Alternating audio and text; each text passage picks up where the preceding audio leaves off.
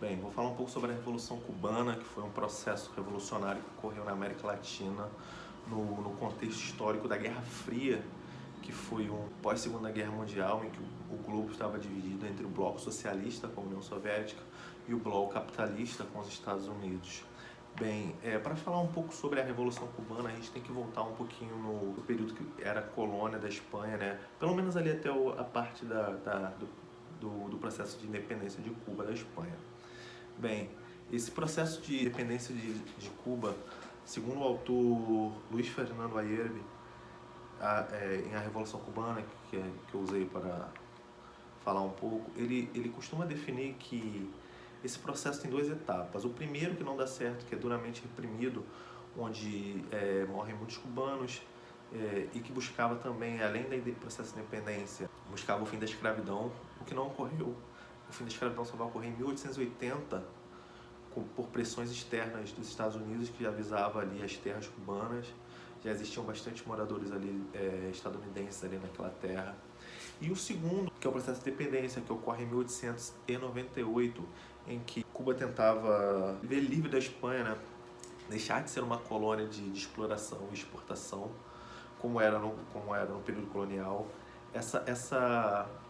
Esse processo de independência tem apoio dos Estados Unidos, mas os Estados Unidos só entra quase no fim do processo de independência, visando um processo de independência radical. Os Estados Unidos interfere, alegando que a Espanha teria fundado o navio norte-americano. Com isso, os Estados Unidos entram na guerra do processo de independência, ajuda e faz com que, após a independência, Cuba deixe de ser colônia da Espanha para ser uma colônia dos Estados Unidos. Porque esse período, os Estados Unidos deixou de suavizar o processo interno e resolveu ver a política externa. Nesse processo, resolveu o quê? A América para os americanos, né? A doutrina Monroe, que visava o quê? Explorar os países da América Latina, só ele.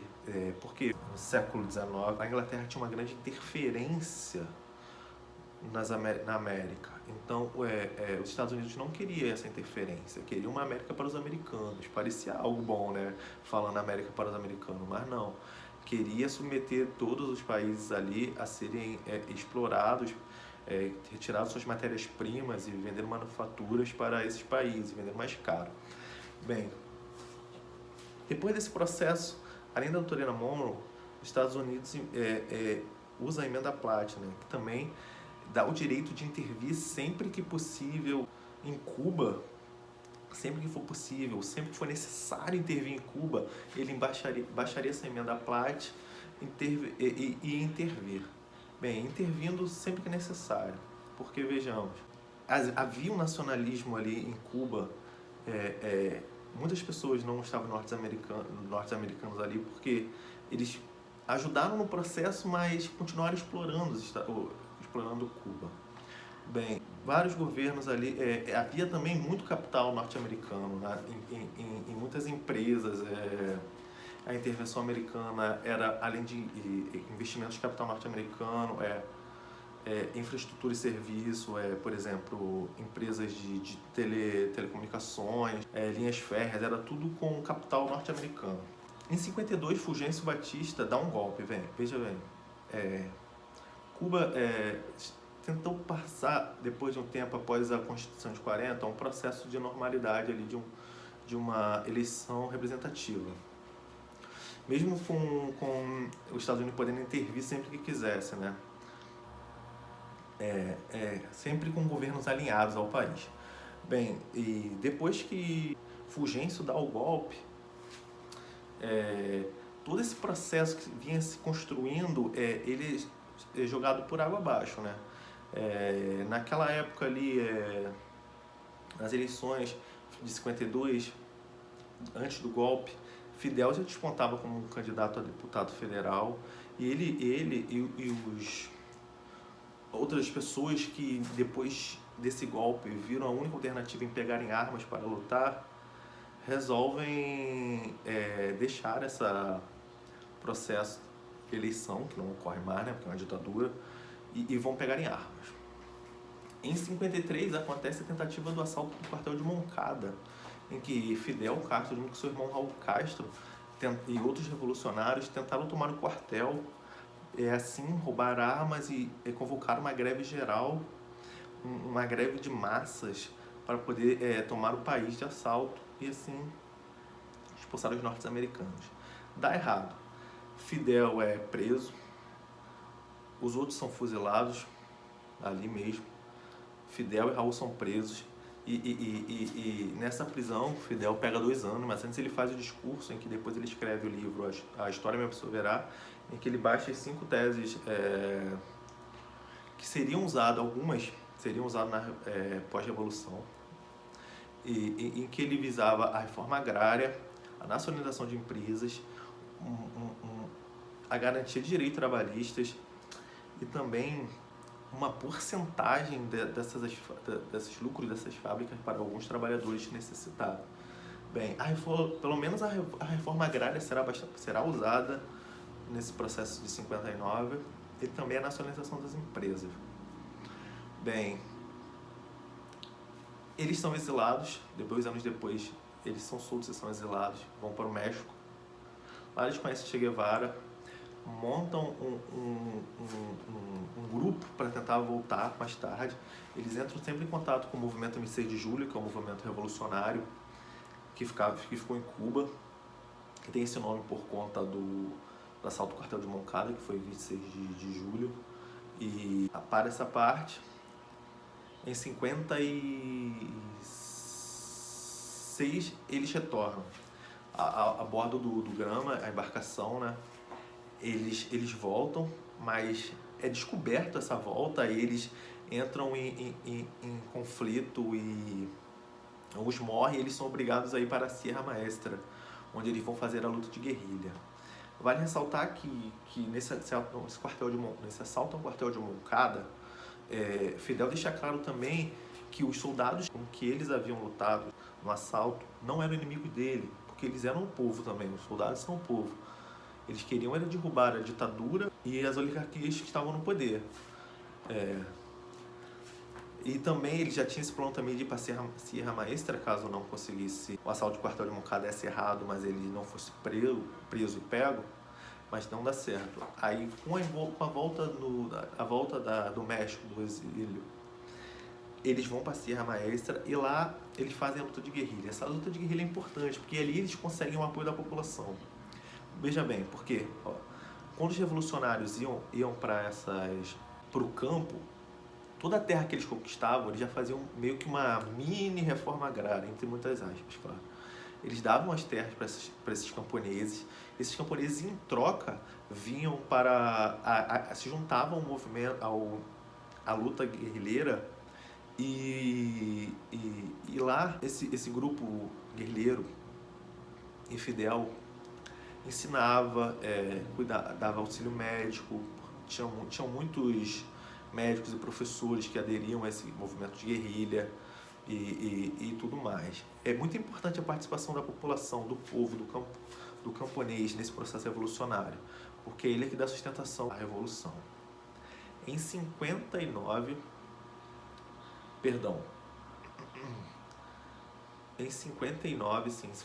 sai 58, após muitos conflitos, principalmente também no campo, em que Fulgêncio mandava muitas tropas do exército para lá, mas os guerrilheiros sempre conseguiam muitas vitórias. E isso foi criando um imaginário muito grande, que a revolução poderia triunfar.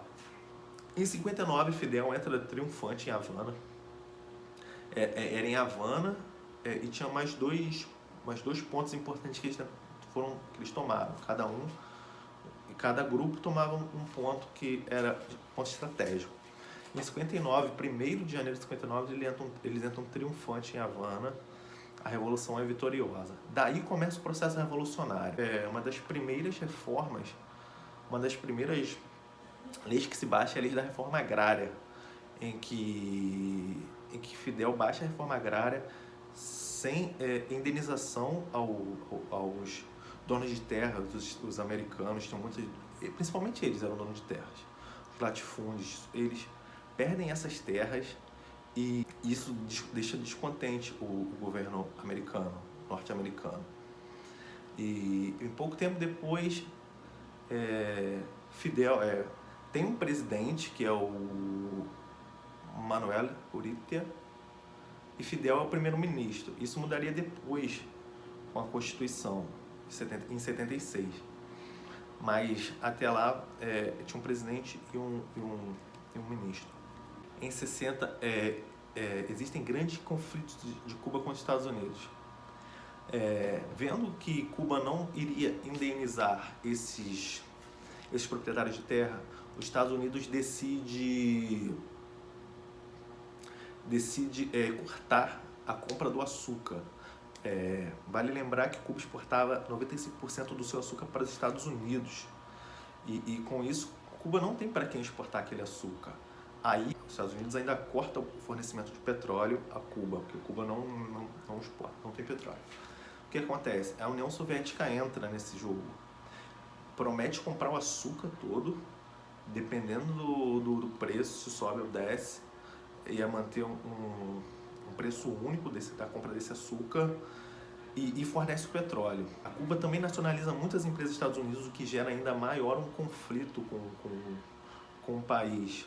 Isso em 60. Em 60 ocorrem vários processos. Eu acho que até 62 tem diversos conflitos, até o rompimento, que rompe relações diplomáticas em 61. Em 61 também tem Cuba se aproxima da União Soviética. Em 62, se eu não me engano,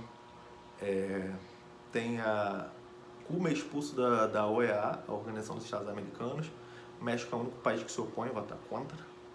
E temos também, acho que em 61 ou 62... Em 61 tem a invasão da Baía dos Porcos, que é o quê? É um evento importante que os Estados Unidos tentam tomar Cuba com ex-moradores e também soldados agentes que tentam voltar para Cuba e tomar ali e acabar com a Revolução, mas o que não acontece, a Revolução se firma, se triunfa mais ainda, expulsando e derrotando aqueles norte-americanos, aqueles invasores estadunidenses. Vai lembrar também que os Estados Unidos têm uma prisão em Guantánamo, em Cuba, até hoje.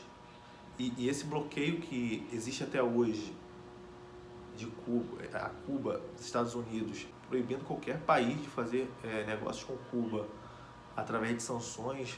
Quem fosse comercializar com Cuba sofreria sanções. Acontece também nesse período, que é 61, eu acho, se eu não me engano.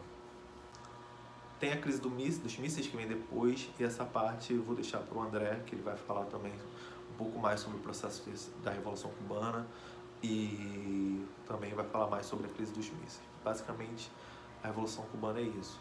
Ela não tem caráter socialista no começo, só quando a União Soviética entra e dá esse apoio é que Cuba se declara socialista após também a invasão dos porcos. E após ser expulso também, a romper relações com os Estados Unidos. E o caráter da revolução é esse, anti-imperialista nacionalista. Só depois tem um caráter socialista. É isso. Bom dia, boa tarde, boa noite. O intuito desse vídeo é explicar a origem da crise dos mísseis que teve em Cuba, né? Que Cuba foi um país que se declarou socialista um tempo depois da sua revolução e seu governo provisório, né? E que, ao declarar socialista, um país basicamente no quintal dos Estados Unidos, teria uma afronta no regime de Guerra Fria. E, posteriormente a se declarar socialista alinhando a União Soviética, Cuba foi expulsa da OEA, principal organização da América, organizada como principal líder dos Estados Unidos, e o exército e teve um bloqueio continental. E posteriormente a isso, militares e rebeldes treinados pela CIA tentaram invadir a Playa de Girón, no episódio conhecido como Baía dos Porcos, contra o exército cubano e Fidel Castro, episódio que não deu certo, e que Cuba venceu. E posteriormente a isso, Ernesto Che Guevara negociava a expandir a Revolução Socialista na América. Só que a União Soviética não conseguiu apoio, e a União Soviética acabou instalando mísseis com aval de Cuba, o que com a descoberta dos Estados Unidos por fotografias aéreas, instaurou a crise dos mísseis. E com isso, Cuba não negociando com países capitalistas e só negociando com a União Soviética, país de segundo mundo, assim que ficava a conjuntura. Assim instaurada a crise dos mísseis em Cuba, não restou muita alternativa para Cuba sobreviver no contexto de Guerra Fria. Por isso ela sempre buscou estar bem alinhada à União Soviética, no intuito de se fortalecer, né, para se proteger, ter armamentos, caso impossível ataque, ameaça, e ter como troca para movimentar a economia e conseguir manter em dia as suas obrigações com o povo cubano. E é assim a conjuntura de Cuba até o término da Guerra Fria, pós-crise dos mísseis.